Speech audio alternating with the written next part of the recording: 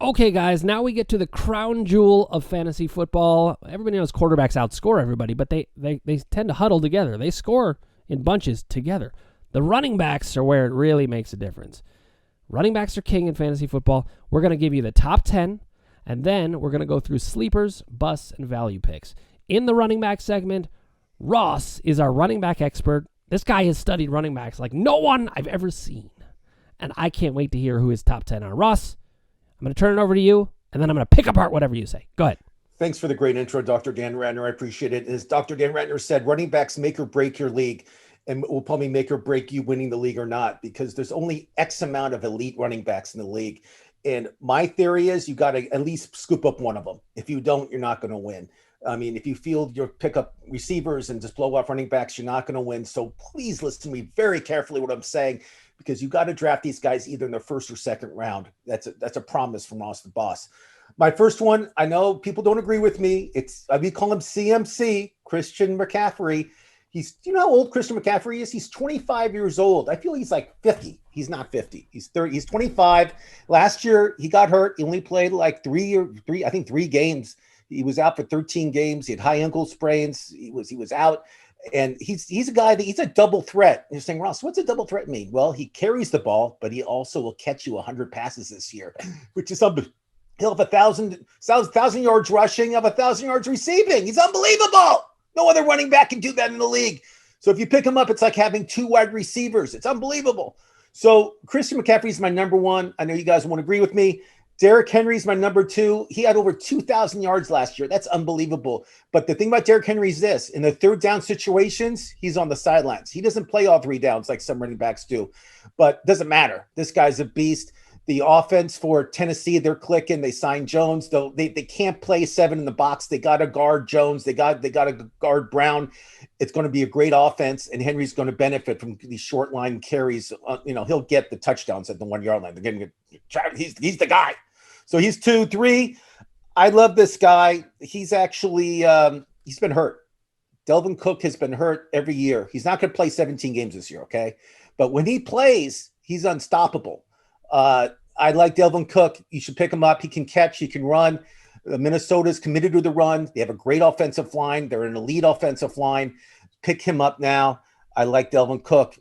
Alvin Kamara for the New Orleans. You're saying, well, Brees isn't there anymore. It doesn't matter. He'll catch at least 60 passes this year. He'll have 1,000 yards rushing. And I don't know if you remember that huge fantasy game he had. I think he had 5 touchdowns, like 200. I think it was 7. It was at 7. Thanks you, Dr. Dan. It was like 7 touchdowns. He had 200 yards total. I mean, it's unbelievable. The huge game. I feel that not having Brees there is going to help him. I think Winston's going to help him a lot. They'll be committed to the run a lot more now with Winston as the quarterback. So watch out. He'll have a great year. Another one that I love Nick Chubb. Nick Chubb is my guy. I had him last year. He was money for me. I know he doesn't really share carries. He'll get 20 carries a game, but he can catch, he can run. And Nick Chubb, to me, in Cleveland, they have an elite offensive line, one of the best offensive lines in the league. And that being said, Nick Chubb's a great pickup. Another one, Casey's wearing the jersey, Saquon Barkley.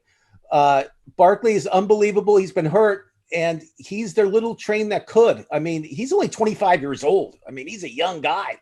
And he's just going to get better and better every season. And if he stays healthy, he'll be a top 10 back for sure. If you need a running back in the first round, don't be ashamed of picking up Barkley.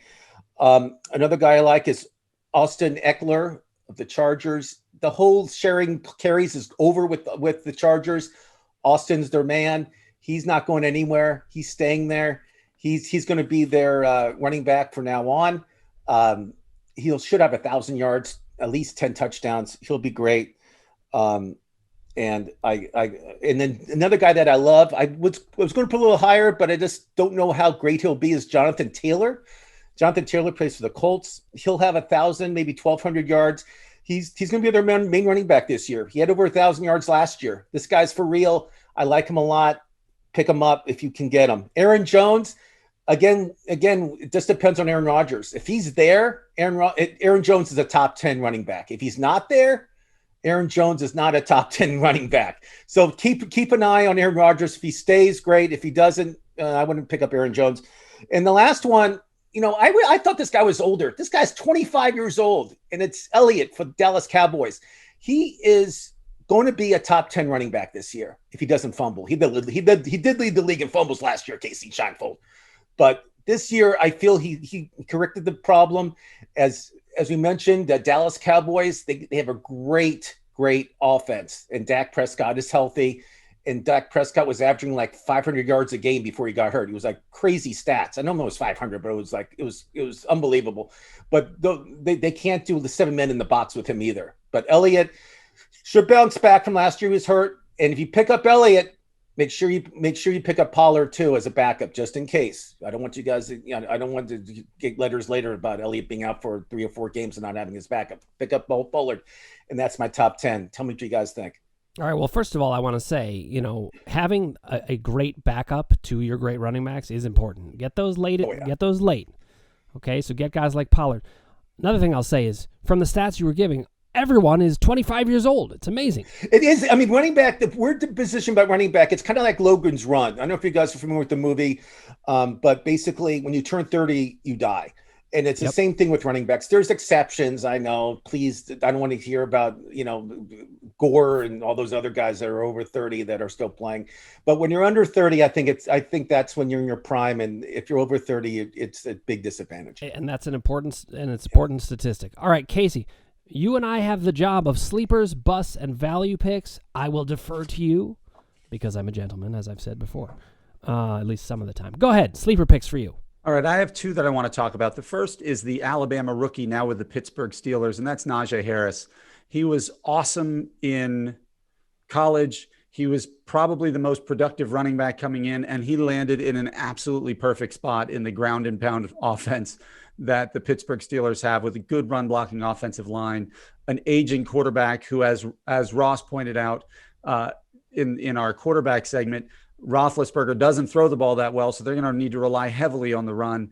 And Najee Harris is a workhorse back who can come out of the gates with 200 carries and easily produce at an elite level. And you might be able to get him outside the top 14 or 15 running backs. So that's, to me, a sleeper who could be an absolute breakout. And one thing about Harris is that people don't know, he catches the ball with one hand.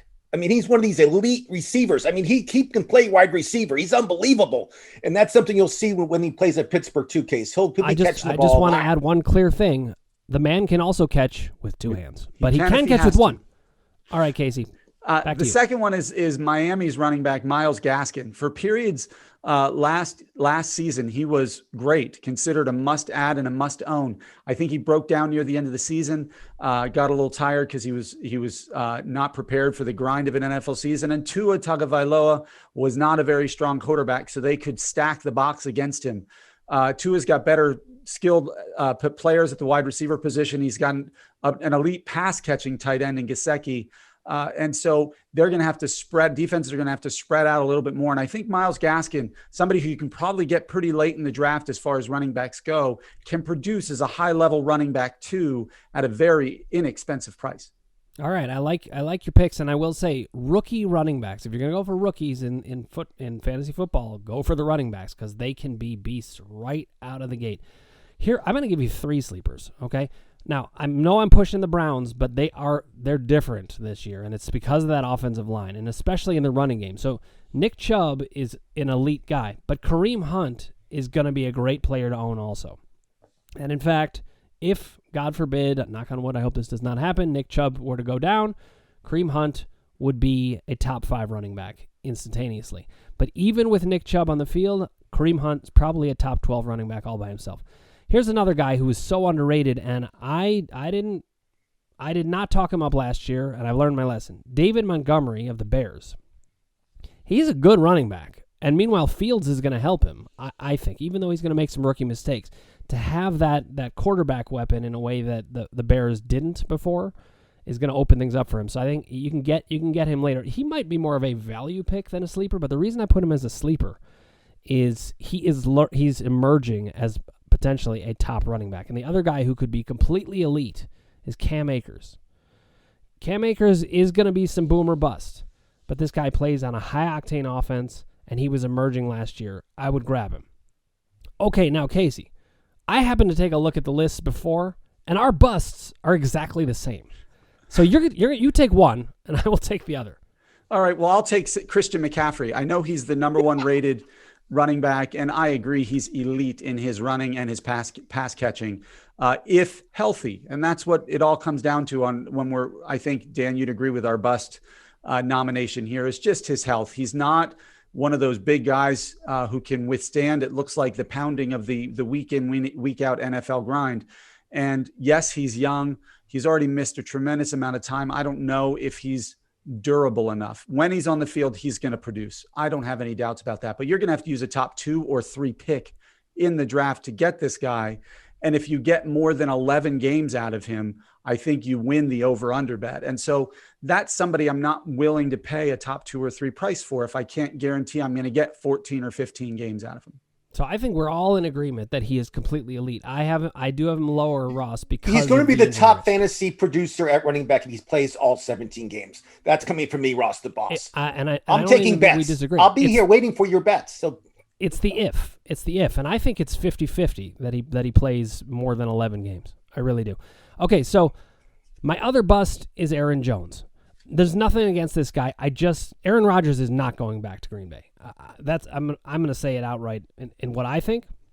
And if he doesn't go back, just like Ross says, Aaron Jones is not likely to be a top 10 running back. He could be. I mean, he's learned things, and maybe Jordan Love's going to be good enough to allow that to happen.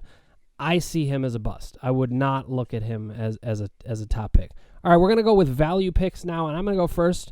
Hopefully I won't be stealing your thunder at all, Kasey, but one guy we haven't mentioned, and I was kind of surprised by this, is J.K. Dobbins.